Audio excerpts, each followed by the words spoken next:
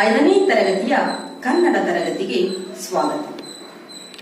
ಮಕ್ಕಳೇ, ತಾಯಿ ಯಾರಿಗಿಷ್ಟ ಆಗಲ್ಲ? ಮೊದಲು ಯಾರಿಗೆ ಲೈಕ್ ಆಗಲ್ಲ?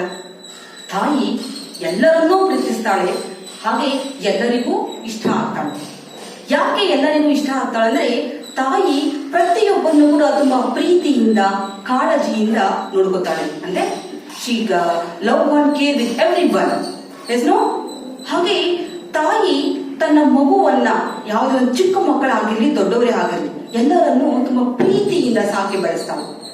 ಇಲ್ಲಿ ಒಬ್ಬ ಜನಪದದ ತಾಯಿ ಅಂದ್ರೆ ಒಬ್ಬ ಗ್ರಾಮೀಣದಲ್ಲಿ ವಾಸವಾಗಿರ್ತಕ್ಕಂತಹ ಒಬ್ಬ ತಾಯಿ ತನ್ನ ಮಗುವನ್ನ ತನ್ನ ಮಗುವಿನ ಬಾಲ್ಯದ ದಿನಗಳನ್ನ ಅಂದ್ರೆ ಚೈಲ್ಡ್ಹುಡ್ ಡೇಸ್ ಗಳಲ್ಲಿ ಹೇಗೆ ತುಂಟಾಟವನ್ನ ಮಾಡ್ತಾ ಇದ್ದ, ಮೀನ್ಸ್ ನಾಟಿ ಬಾಯ್ಸ್ ಅಂತ ನಾವ್ ಹೇಳ್ತೀವಲ್ಲ ಹಾಗೆ, ಮತ್ತೆ ಆ ಮಗು ಹೇಗೆ ಹ್ಯಾಪಿನೆಸ್ ಸಂತೋಷವನ್ನ ಕ್ರಿಯೇಟ್ ಮಾಡ್ತಾ ಇತ್ತು ಅನ್ನೋದನ್ನ ತಾಯಿ ತನ್ನ ಭಾಷೆಯಲ್ಲಿ ಅಂದ್ರೆ ಆ ಗ್ರಾಮೀಣ ಭಾಷೆಯಲ್ಲಿ ತನ್ನ ಮಗುವನ್ನ ಯಾವ ರೀತಿ ವರ್ಣಿಸ್ತಾ ಇದ್ದಾಳೆ, ಯಾವ್ಯಾವ ಜಗತ್ತಿನ ಸುಂದರವಾದಂತಹ ವಸ್ತುಗಳಿಗೆ ಹೇಗೆ ಹೋಲಿಕೆ ಮಾಡ್ತಾ ಇದ್ದಾಳೆ, ಜೊತೆಗೆ ತನ್ನ ಮಗು ಎಲ್ಲೇ ಇರಲಿ ಯಾವ ರೀತಿ ಇರ್ಬೇಕಂತ ಬಯಸ್ತಾಳೆ ಅನ್ನೋದನ್ನ ನಾವು ಈ ದಿನ ಜಾನಪದ ಎಂಬ ಪದ್ಯದ ಮುಖಾಂತರ ನಾವು ತಿಳ್ಕೊಳ್ಳೋಣ ಮಕ್ಕಳ. ಪದ್ಯ ಪಾಠ 13 ಜಾನಪದ. ಜಾನಪದ ಅಂದ್ರೆ ಇದೊಂದು ಫೋಕ್ಲೋರ್, ಅಂದ್ರೆ ಜಾನಪದ ಸಾಹಿತ್ಯ ಅಂದ್ರೆ ಫೋಕ್ಲೋರ್ ಲಿಟ್ರೇಚರ್ ಅಂತ ನಾವು ಕರಿತೀವಿ. ಸಾಮಾನ್ಯ ಜನರಿಂದ ರಚಿತವಾಗಿರ್ತಕ್ಕಂತಹ ಒಂದು ಸಾಹಿತ್ಯವನ್ನ ಏನಂತ ಕರಿತೀವಿ? ಜನಪದ ಸಾಹಿತ್ಯ ಅಂತ ಕರಿತೀವಿ. ಈ ಜನಪದರು ಅಂದ್ರೆ ರೂರಲ್ ಪೀಪಲ್ಸ್ ಅಥವಾ ಜನಸಾಮಾನ್ಯರು ಅಂತ ನಾವು ಕರಿತೀವಿ. ಅವರೆಲ್ಲರೂ ನಾರ್ಮಲ್ ಅನ್ಎಜುಕೇಟೆಡ್ ಆಗಿರ್ತಾರೆ, ಅಂದ್ರೆ ಅನಕ್ಷರಸ್ಥರಾಗಿರ್ತಾರೆ. ಅವರು ತಮ್ಮ ಅನುಭವದ ಅಂದ್ರೆ ಎಕ್ಸ್ಪೀರಿಯನ್ಸ್ ನ ಏನ್ ಮಾಡಿದರೆ ಹಾಡಿನ ರೂಪದಲ್ಲಿ ಅವರು ಸಾಹಿತ್ಯವನ್ನ ಕ್ರಿಯೇಟ್ ಮಾಡಿದ್ದಾರೆ. ಇಂತಹ ಅನುಭವದ ಸಾಹಿತ್ಯವನ್ನ ನಾವು ಜನಪದ ಸಾಹಿತ್ಯ ಅಂತ ನಾವು ಕರಿತೀವಿ. ಮಗು ಹಾಡ್ಬೇಡಿ ಹತ್ತಾನ, ಕೋಲ್ಬೇಡಿ ಕುಣಿದಾನ, ಮೊಸಬೇಡಿ ಕೆಸರ ತುಳಿದಾನ. ಮೊಸಬೇಡಿ ಕೆಸರ ತುಳಿದಾನ ಕಂದೈನ, ಕುಸುಲಾದ ಗೆಜ್ಜೆ ಕೆಸರಾಯಿತು. ಇಲ್ಲಿ ಮಗು ಸಾಮಾನ್ಯವಾಗಿ ಚಿಕ್ಕ ಮಕ್ಕಳು ಅಂದ್ರೆ new Born baby 2 months 3 months ಅಂದ್ರೆ ಎಲ್ಲಿವರೆಗೆ ಅಂದ್ರೆ ಮಗು ಮಾತಾಡ್ಲಿಕ್ಕೆ ಬರುವವರೆಗೂ ಕೂಡ ತನಗೆ ಏನೆಲ್ಲ ಬೇಕು ಅನ್ನೋದನ್ನ ಹೇಗೆ ತನ್ನ ತಾಯಿ ಹತ್ರ ಕೇಳುತ್ತೆ ಅನ್ನೋದು ಈ ಪದ್ಯದ ಸಾರಾಂಶ. ಹಾಲ್ಬೇಡಿ ಹತ್ತಾನ, ಕೋಲ್ಬೇಡಿ ಕುಡಿದಾನ. ಹಾಲ್ಬೇಡಿ ಅಂದ್ರೆ ಮಿಲ್ಕ್ ಬೇಕಂತ ಅಮ್ಮನ ಹತ್ರ ಕೇಳ್ತಾ ಇದೆ. ಯಾವ ರೀತಿ ಅಮ್ಮ ನಂಗೆ ಹಾಲು ಬೇಕು ಕೊಡು ಅಂತ ಕೇಳಕ್ಕಾಗತ್ತಾ? Small baby no. ಅಂದ್ರೆ ಹಳೋದ್ರ ಮುಖಾಂತರ ಆಕ್ಟಿಂಗ್ ಸಣ್ಣ ಮುಖಾಂತರ ಏನ್ ಮಾಡ್ತಾ ಇದೆ, ಅದು ಹಾಲನ್ನ ಕೇಳ್ತಾ ಇದೆ. ಅಂದ್ರೆ ಹಾಲನ್ನ ಕೇಳಿ ಮಿಲ್ಕ್ ಬೇಕಂತ ಮಗು ಯಾವ ರೀತಿ ಕೇಳ್ತಾ ಇದೆ? ಹಳೋದ್ರ ಮುಖಾಂತರ. ಯಾಕಂದ್ರೆ ಅದು ಮಾತಾಡ್ಲಿಕ್ಕೆ ಬರೋದಿಲ್ಲ ಅಲ್ಲ. ಸೊ ಅದ್ರ ಲ್ಯಾಂಗ್ವೇಜ್, ಸ್ಮಾಲ್ ಬೇಬಿ ಲ್ಯಾಂಗ್ವೇಜ್ ಯಾವ ರೀತಿ ಅಂದ್ರೆ ಆಕ್ಟಿಂಗ್ ಮಾಡ್ತಿರುತ್ತೆ, ಹಳ್ತಾ ಇರುತ್ತೆ. ಸಮ್ಟೈಮ್ ಹ್ಯಾಪಿನೆಸ್ ತೋರಿಸ್ಕೋಬೇಕಂದ್ರೆ ಲಾಫ್ ಮಾಡುತ್ತೆ. ಸೊ ಅನ್ಕಂಫರ್ಟಬಲ್ ಫೀಲ್ ಆದಾಗ ಏನ್ ಮಾಡುತ್ತೆ, ಆ ಬಾಡಿ ಎಲ್ಲ ಶೇಕ್ ಮಾಡ್ತಿರುತ್ತೆ. ಸೊ ನಾವು ಅವಾಗ ಅಂಡರ್ಸ್ಟ್ಯಾಂಡ್ ಮಾಡ್ಕೊಂತೀವಿ ಈ ಮಗು ಸಮಥಿಂಗ್ ಬೇಕು ಅಂದ್ರೆ ಏನಾದ್ರೂ ಬೇಕು, ಏನಾದ್ರೂ ಆಗ್ತಾ ಇದೆ ಅನ್ನೋದನ್ನ. ಸೊ ಹಾಗೆ ಇಲ್ಲಿ ಮಗು ಹಳೋದ್ರ ಮುಖಾಂತರ ಏನ್ ಕೇಳ್ತಾ ಇದೆ? ಹಾಲ್ ಬೇಕು ಅಂತ ಕೇಳ್ತಾ ಇದೆ. The baby is hungry and cries when he wants milk when he cries. ಹಳು ಬಂದ ಏನ್ ಮಾಡುತ್ತೆ? ಮಿಲ್ಕ್ ಬೇಕಂದಾಗ ಕೇಳ್ತಾ ಇರುತ್ತೆ. ಕೋಲ್ಬೇಡಿ ಕುಣಿದಾನ. ಕೋಲ್ಬೇಡಿ ಅಂದ್ರೆ ಕೋಲನ್ನು ಬೇಡಿ ಅಂದ್ರೆ ಸ್ಟಿಕ್. ಆ stick means like playing things. ಹಾಗೆ ಆಟಾಡ್ಲಿಕ್ಕೆ ಏನಾದ್ರೂ ಬೇಕು ಅಥವಾ ಸ್ಟಿಕ್ ಏನಾದ್ರೂ ಸಿಕ್ಕಿದ್ರೆ ಅದು ತಗೊಂಡು ಏನ್ ಮಾಡ್ತಾ ಇದ್ದಾನೆ? ಕುಣಿದಾನ. ಆ ಸ್ಟಿಕ್ ಅನ್ನ ಎಲ್ಲಿಗಾದ್ರೂ ಬ್ಯಾಂಗ್ ಮಾಡೋ ತರ ಸೌಂಡ್ ಮಾಡಿ ಏನ್ ಮಾಡ್ತಿದ್ದಾನೆ ಅವನು? ಆ ಸ್ಟಿಕ್ ಬೇಕಂತ ಅವನು ಏನ್ ಮಾಡ್ತಿದ್ದಾನೆ? ಕುಣಿದಾನ ಕೇಳ್ತಾ ಇದ್ದಾನೆ. ಜೊತೆಗೆ ಆ ಸ್ಟಿಕ್ ತಗೊಂಡು ಬ್ಯಾಂಗ್ ಮಾಡ್ಕೊಂಡು ಆ ಸೌಂಡ್ ಇಂದ ಆ ಬ್ಯಾಂಗ್ ಮಾಡಿದಾಗ ಬರ್ತಕ್ಕಂತ ಸೌಂಡ್ ಅನ್ನು ಕೇಳಿ ಅವ್ನು ಡ್ಯಾನ್ಸ್ ಮಾಡ್ತಾ ಇದ್ದಾನೆ. ಕುಣಿದಾನ. ನೋಡಿ, ಮಕ್ಕಳಿಗೆ ಈ ಪ್ಲೇಯಿಂಗ್ ಥಿಂಗ್ಸ್ ಅಂದ್ರೆ ಬಹಳ ಖುಷಿ. ಅವ್ರೇನ್ ಮಾಡ್ತಾರೆ? ತಮ್ಮ ಸುತ್ತಾಲು ಪ್ಲೇಯಿಂಗ್ ಥಿಂಗ್ಸ್ ನೆಲ್ಲ ಹರಡ್ಕೊಂಡ್ಬಿಟ್ಟು ಅದು ಪ್ರತಿಯೊಂದು ಪ್ಲೇಯಿಂಗ್ ಥಿಂಗ್ಸ್ ಜೊತೆನೂ ಆಟ ಆಡ್ತಿರ್ತಾರೆ. ಸೊ ಆ ಖುಷಿನೇ ಬೇರೆ ಅವರಿಗೆ. ಆ ರೀತಿಯಾಗಿ ಇಲ್ಲಿ ಮಗು ಆ ಸ್ಟಿಕ್ ಜೊತೆ ಇಲ್ಲಿ ಆಟ ಆಡ್ತಾ ಇದ್ದಾನೆ. ಆ playing When he bangs the stick, he laughs at the sound of it. ಅಂದ್ರೆ ಆ ಪ್ಲೇಯಿಂಗ್ ಸ್ಟಿಂಗ್ಸ್ ಆ ಸ್ಟಿಕ್ಸ್ ತಗೊಂಡು ಸೌಂಡ್ ಮಾಡಿದಾಗ ಬರ್ತಕ್ಕಂತ ಶಬ್ದದಿಂದ ಏನ್ ಮಾಡ್ತಿದ್ದ ಅವನು? ಅದನ್ನ ಕೇಳ್ಕೊಂಡವನು ಕುಣಿತಾ ಇದ್ದ, ಡ್ಯಾನ್ಸ್ ಮಾಡ್ತಾ ಇದ್ದ. ಮೊಸಬೇಡಿ ಕೆಸರ ತುಳಿದಾನ. ಮೊಸರನ್ನ ಕೇಳಿ ಮಗು ಕೆಸರಲ್ಲಿ ತುಳಿತಾ ಇದ್ದಾನೆ. ಕೆಸರು ಮೀನ್ಸ್ ರಾಡಿ ಅಂದ್ರೆ ಸ್ಲಡ್ಜ್ ಅಂತ ನಾವು ಕರಿತೇವೆ, ಡರ್ಟಿ ವಾಟರ್ಸ್ ಇರ್ತಲ್ಲ, ಸೊ ಅದರಲ್ಲಿ ಅವನಿಗೆ ಏನ್ ಬೇಕಾಗಿದೆ? ಮೊಸರು, ಕರ್ಡ್ ಬೇಕಾಗಿದೆ. ಅಮ್ಮನ ಹತ್ರ ಕೇಳ್ತಾ ಇದ್ದಾನೆ, ನನಗೆ ಕರ್ಡ್ ಕೊಡು ಅಂತ. ಮದರ್ ಇನ್ನ ಕೊಟ್ಟಿಲ್ದಿರೋದ್ರಿಂದ ಏನಾಗಿದೆ, ಅವನಿಗೆ ಸ್ವಲ್ಪ ಕೋಪ ಬಂದಿರಬೇಕು. ಅವನೇನ್ ಮಾಡಿದ್ದಾನೆ, ಆ ರಾಡಿಯಲ್ಲಿ, ಆ ಸ್ಲೆಡ್ಜ್ ಅಲ್ಲಿ ಹೋಗಿ ಚೆನ್ನಾಗಿ ಅವನು ಪೆಡಲ್ ಮಾಡ್ತಿದ್ದಾನೆ, ಅಂದ್ರೆ ತುಳಿತಾ ಇದ್ದಾನೆ ಕೆಸರನ್ನ. ನೋಡಿ, ಮೊಸರು ಬೇಡಿ ಕೆಸರ ತುಳಿದಾನ. ಅವನಿಗೆ ಮೊಸರು ಬೇಕು ಇವಾಗ.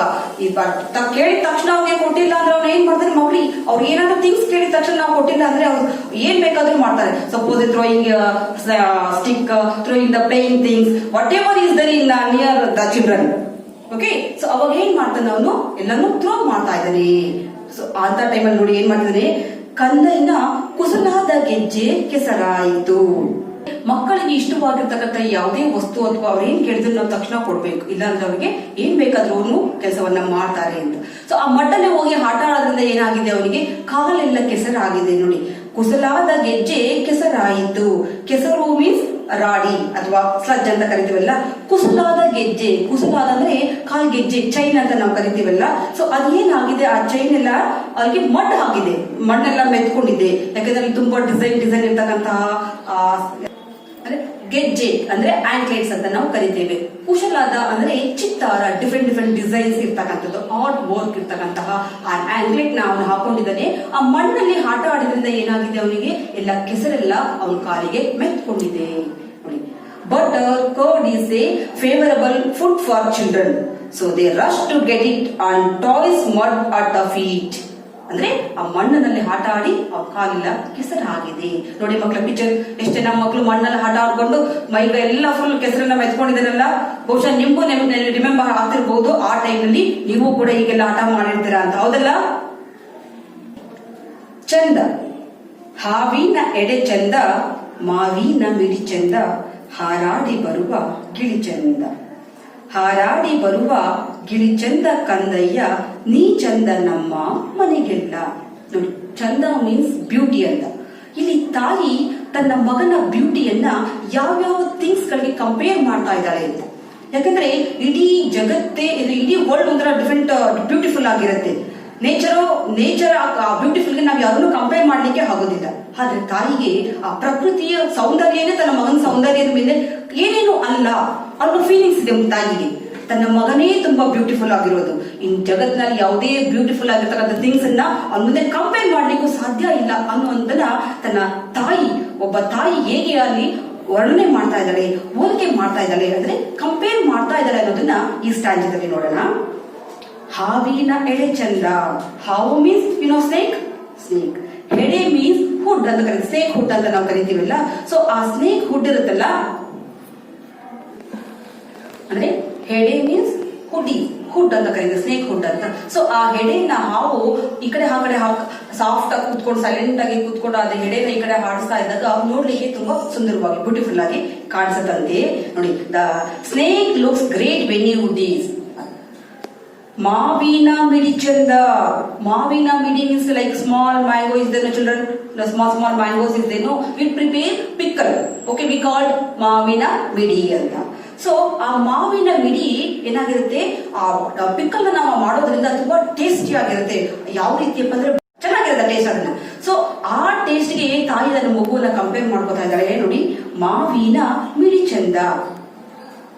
ಈ ಆ ಮರದಲ್ಲಿದ್ದಾಗ, ಆ ಟ್ರೀ ಅಲ್ಲಿ ಇದ್ದಾಗ ನೋಡೋಕೆ ತುಂಬಾ ಸುಂದರವಾಗಿ ಕಾಣಿಸುತ್ತೆ, ಬ್ಯೂಟಿಫುಲ್ ಆಗಿ ಕಾಣಿಸುತ್ತೆ. Once you go and see the mango tree, children, when summer season you go and see the mango tree, so how it is, you see a small mango, big like step by step is there mangoes, you know. Once you see the mangoes means everybody like, I want to take a eat, no. ಆತರ ಒಂದು ತಿನ್ನುವಂತಹ ಆಸೆ ಬರುವಾಗೆ ಆ ಮರದಲ್ಲಿ mangoes ಇರುತ್ತೆ. So ಅಂತಹ small mango, ಮಾವಿನ ಮಿಡಿ ಅಂತ ಕರಿತೀವಲ್ಲ, ಸ್ಮಾಲ್ ಮ್ಯಾಂಗೋಸ್ ತಗೊಂಡು ಏನ್ ಮಾಡ್ತಾರೆ, ಪಿಕ್ಕಲ್ ಮಾಡ್ತಾರೆ.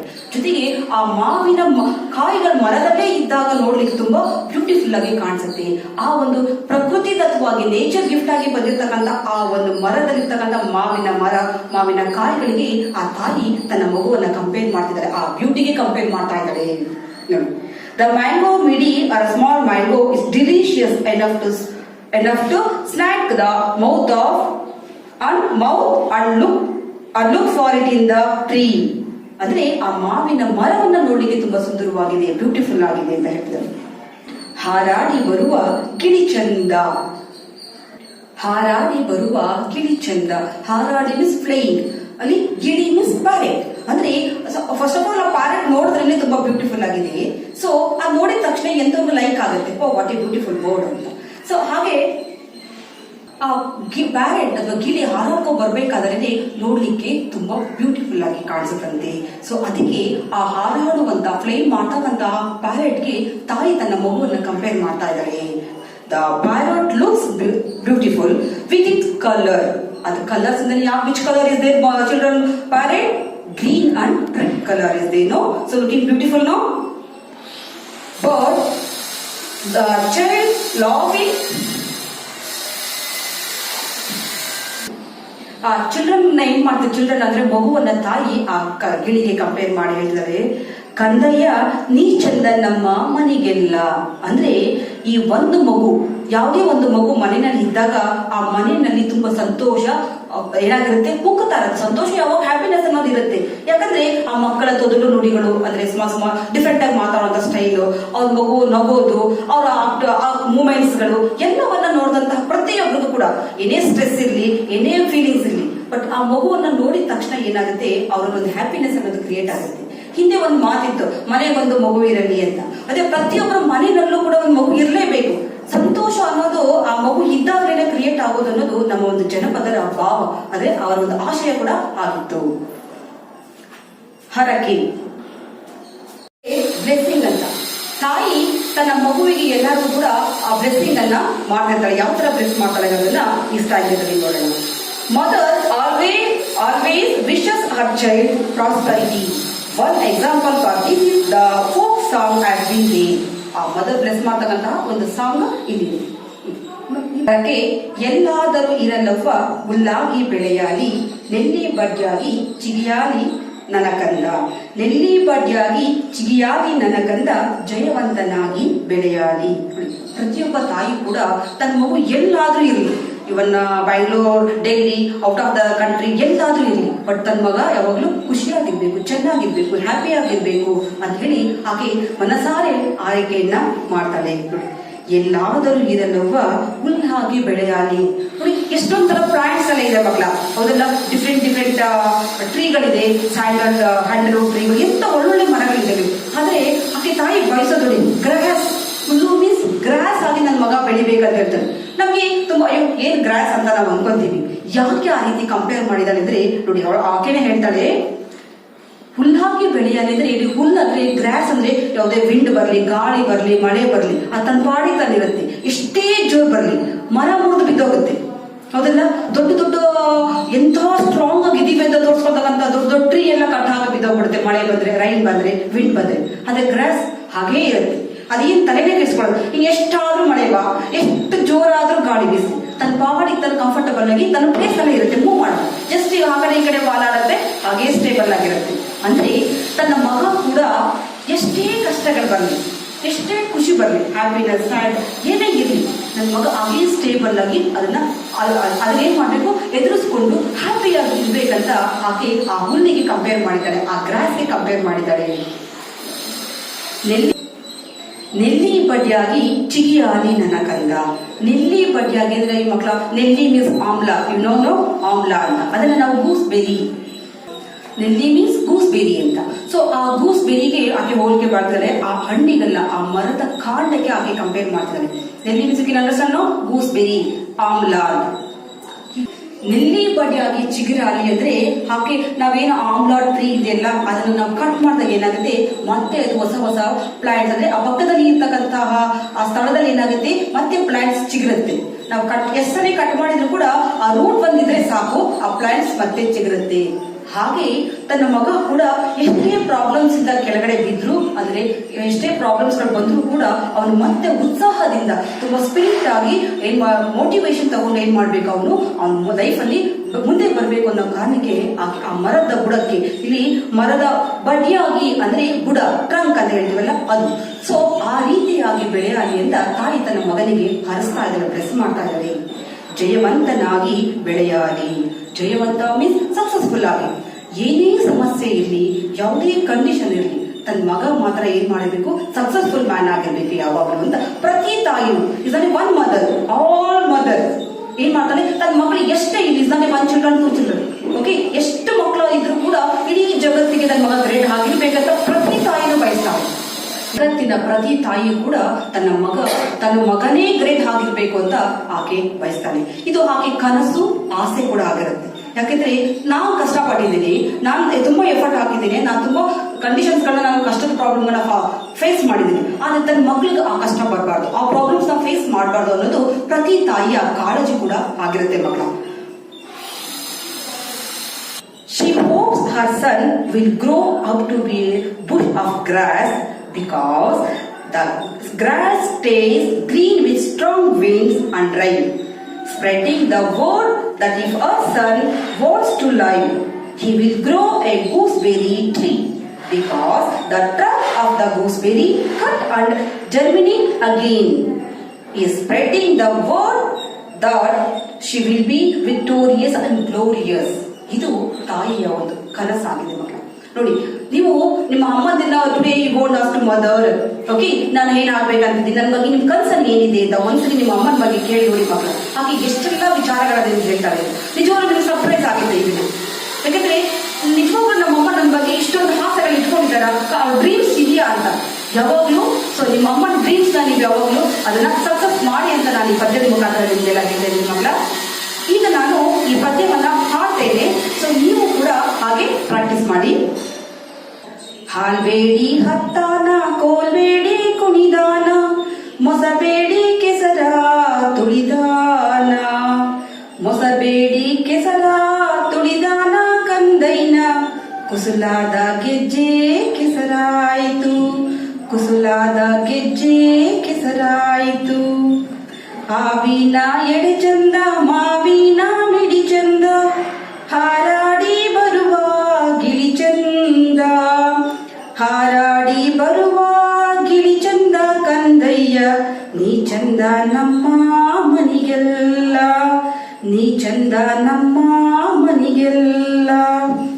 ಎಲ್ಲಾದರೂ ಇರಲವ್ವ ಹುಲ್ಲಾಗಿ ಬೆಳೆಯಾಲಿ, ನಲ್ಲಿ ಬಡ್ಯಾಗಿ ಚಿಗಿಯಾಲಿ, ನೆಲ್ಲಿ ಬಡ್ಯಾಗಿ ಚಿಗಿಯಾಲಿ ನನ್ನ ಕಂದ, ನೆಲ್ಲಿ ಬಡ್ಯಾಗಿ ಚಿಗಿಯಾಲಿ ನನ್ನ ಕಂದ, ಜಯವಂತನಾಗಿ ಬೆಳೆಯಾಲಿ, ಜಯವಂತನಾಗಿ ಬೆಳೆಯಾಲಿ.